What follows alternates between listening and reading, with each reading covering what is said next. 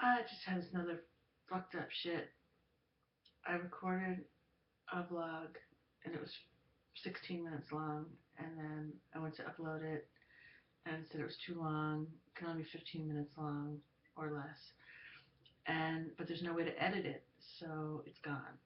But I don't care because I felt like it was too long, mentally, emotionally, psychologically, spiritually, too long. So I rambled on and on pointlessly about the path of my nervous breakdown to lead up to the medications that I'm now on and why. And it was just, I bored myself, and yet I couldn't seem to stop talking. So this is going to be a leaner, meaner version. Um, I went to therapy yesterday and I couldn't stop crying. I mean, it wasn't even like we were talking about anything in particular. I was basically crying when I walked in, and I didn't even know why. And I couldn't stop. And I, well, of course, we wound up talking, and I had talked about that I've had intrusive, recurring, totally intrusive thoughts of death, impending death, death of loved ones, my sister, my daughter, my husband, in particular, and then I'm really crushed. It's like I'm waiting for tragedies to happen because tragedies have happened, and I can't live my life. And then I also can't seem to function. I'm not taking showers, I'm not doing housework, and it's getting really bad. And my husband usually is a wonderful housework partner, but he does a lot of the active side of the child care that we're doing. We're taking care of his kid, um, and then he goes off to his job, and so things that he would normally do, he can't do every single thing. So he's taking care of these kids. I mean, he's doing that, and then he's working, and he still takes out the garbage and recycling. He still takes care of the chickens. So if I'm not doing the dishes, no one's doing the dishes. And if I'm not straightening up the house, no one is. Um, I don't fault him at all. It's like he's doing a whole bunch of things, and I'm not doing anything. And I know it, and I don't. It's not how I want to be, and I have feelings of paralysis and dread, and so the intrusive death thoughts and the not wanting to shower have been going on for more than 2 weeks, and um, surprise, surprise, it's March. You know, I don't set out to have a nervous breakdown every March around the anniversary of my mother's death, and now the anniversary of my friend Mike's death. It's like, it's not conscious. I mean, I'm always conscious of those anniversaries, but I don't know. And I don't have a nervous breakdown every single March, but the major ones that I've had have been in March. Like, we're talking suicide attempts, hospitalizations, that kind of thing. March. So I'm not feeling suicidal, um, but I'm not doing well. And so therapist was like, I want you to see Dr. Kulkarni today. I want to get you in there. That's the psychiatrist. And I was like, well, I'll just hang on. I have an appointment with her next week. I don't want to bother her. And she's like, no, I'm really concerned. Um, you were talking about these things last week. You're not better. You're worse. It's like, okay. So she went and talked to the psychiatrist, and the psychiatrist said, yeah, send her in. And she's like grandmotherly. She's from India. She's like, what's going on? You were doing better. Which I guess I was at some point. I was like, I don't know. It's like crap. I keep thinking everyone's gonna die.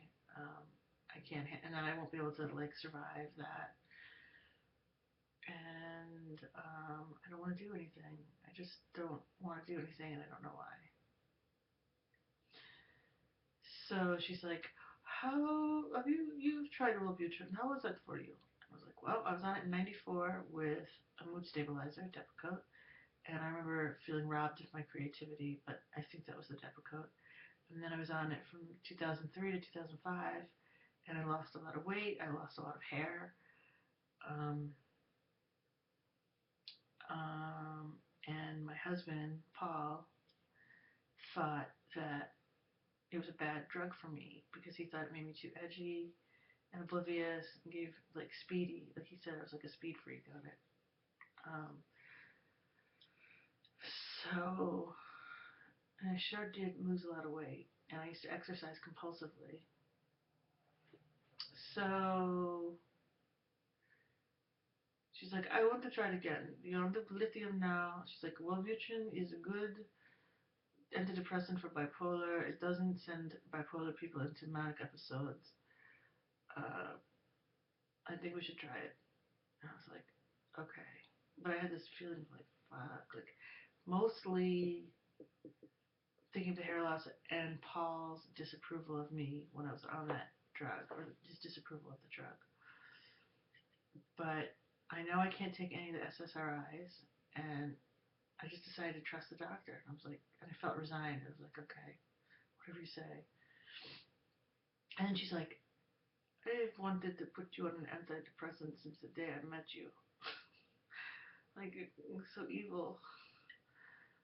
Um, so I left there and I went to the pharmacy like immediately and filled it before I could even get home and talk to Paul. And then I got home and I popped it. And I told him, and at first he was all like, okay, you know, that's what you want to do. Like, he seemed non-judgmental, but or neutral, but I know that guy. And, you know, he's a gentleman, so he's not going to be like, what, you shouldn't take that. He's going to respect my human rights to take a medication that I want to take, you know.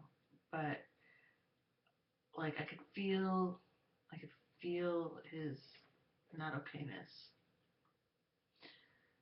We didn't much talk about it yesterday, but then um, this morning, I didn't really notice yesterday's pill as a fact, but then this morning I felt speedy. I did feel clenching my jaw. Um, Food had no taste. I had very little appetite, and I felt a little like shaky. It's worn off. I'm not feeling it now so much, but I did feel it in the morning and the afternoon. So I got to talking to him. I'm like, oh, this feels like speed. He's like, it is speed. It's a stimulant. It is a stimulant. And so then I start thinking, like, what the fuck? Like, this is medication. Like, this could increase, if it's a stimulant, like, it could increase irritability and rage. I have problems with irritability and rage. But then again, I'm on this lithium and I'm on the trazodone and all these, like, chill out drugs. So I'm just going to try it. The doctor should hopefully know what she's doing. But he was like, I was like, I know that you don't approve and it's killing me. And I'm not doing this for fun. And I'm, you know, I tried many avenues and things that didn't work. And it's a creepy glowing light. Oh, it's just a light switch, I guess. You know, I've tried and tried to be natural, to be healthy, and I wasn't able to control my mood disorder. So he's like, well, you know, even if it costs a lot of money and we have to travel, like, I'd want to find you like a naturopathic doctor. And I was like, oh my God, like, how much money did I waste on Helga? I mean, she's a cool person, but nothing that she did really helped me or curbed my symptoms, which is what it's all about. I still experienced really bad symptoms with the homeopathy.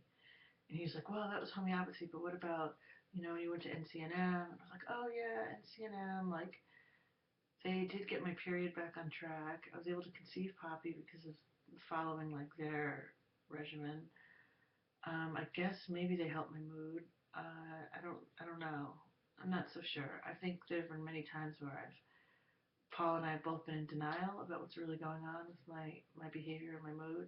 Like, I'll have a really bad episode and we just get through it and then we pretend it didn't happen until it happens again. And I think that's always been going on for years. Um, I think he's like got amnesia or denial or something. I think I'm a little less in denial.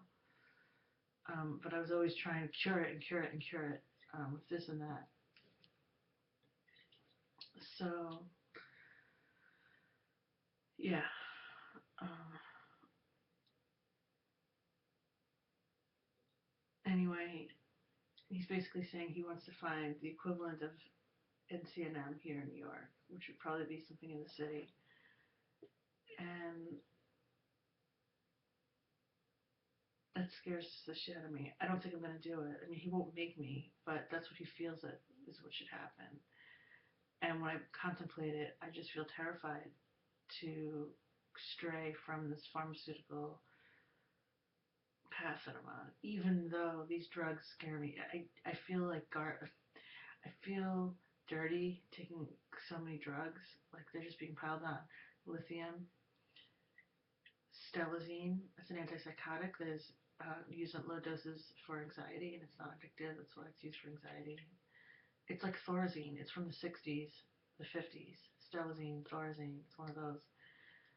But I'm not on antipsychotic dosages that would be given to schizophrenic. Anyway, stelazine, trazodone, Klonopin, and now Wellbutrin. And I feel like a loser that I can't pull myself together. I need all of this. Uh, and yet the idea of stopping them and like going back into like nature land, that scares me more than taking all these drugs. I'm so conflicted. And it bums me out that my husband doesn't approve of what I'm doing.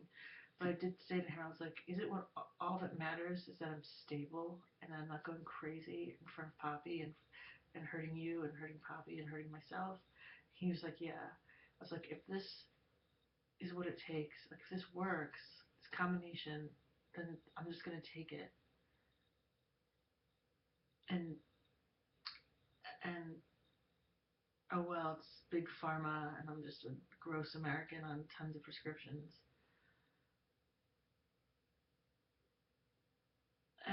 I don't trust the FDA. I mean, I'm a conspiracy theorist. It, it's like I've been putting myself in the hands of like Dr. Evil, but um, you know, Dr. Willow Tree wasn't doing me any favors either, and I was spending a lot of money. I have insurance now. All this shit's free. I was spending a lot of money on supplements and panaceas. I don't know how to pronounce that word. Panacea, cure-alls that had no guaranteed efficacy. It's just I have to do it, and it just bums me out that he's not like totally with me on it. But I can't force him to feel a different way. Maybe it'll just maybe I'll get stable, and he'll see that, and then that'll be enough. That's all that matters. But these are long-term meds. I mean, it's not. It's I have a disease that doesn't go away. It has to be managed. There's no cure. It can only be managed. So if I get a drug cocktail that is effective, I'm just going to be on it. Like I think that he thinks like, oh, get stabilized and then go off of it, which I myself have done and thought many times. It doesn't really work that way. I don't know. It's my brain and my decision. So, and I know that. And he's not like a bully about it at all. It's really when I press him for his opinion and then he gives it to me and then I'm bummed out about his opinion. So, well, it does. I love him so much, and it does hurt to have him not. But whatever. There's no pressure from him really. Wish me luck.